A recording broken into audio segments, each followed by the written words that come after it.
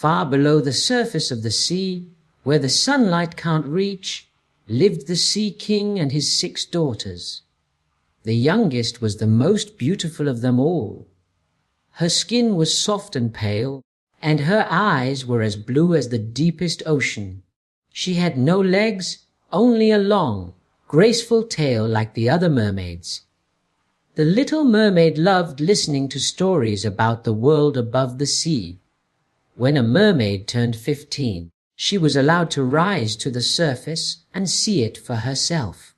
So the youngest one waited impatiently for her turn. Finally, the day came. She rose through the clear water and saw the sky for the first time.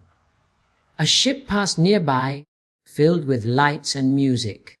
A handsome young prince stood on deck, smiling and laughing. The mermaid couldn't take her eyes off him. But soon, a terrible storm began. The ship broke apart, and the prince fell into the sea. Without hesitation, the mermaid swam to him, held his head above the water, and brought him safely to the shore. She left him there before anyone could see her. From that day on, she could think of nothing but the prince and the human world. She asked her grandmother what happened to humans when they died.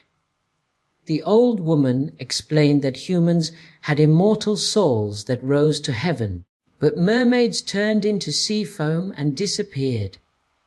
The mermaid decided she would rather live one short human life with a soul than 1,000 years without one.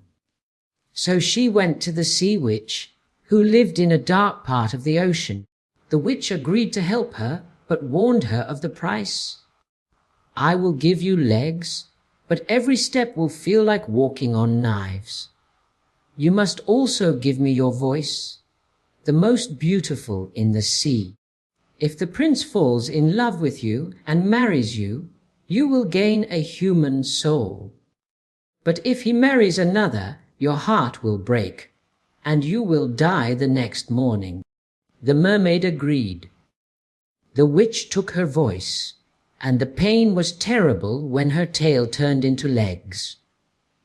The prince found her on the beach and treated her kindly, though he did not know she was the one who had saved him. She became his close companion, following him everywhere. But since she could not speak, she could never tell him the truth. Soon, the prince announced that he would marry a princess from another kingdom, the very one he believed had rescued him from the sea.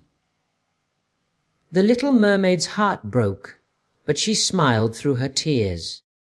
On the night of his wedding, her sisters came to her with a dagger from the sea witch. "If you kill the prince and let his blood fall on your feet, you will become a mermaid again," they said. But when she saw him sleeping beside his bride, she couldn't do it. She threw the dagger into the sea and leapt in after it. As the sun rose, her body dissolved into sea foam. Yet she did not die.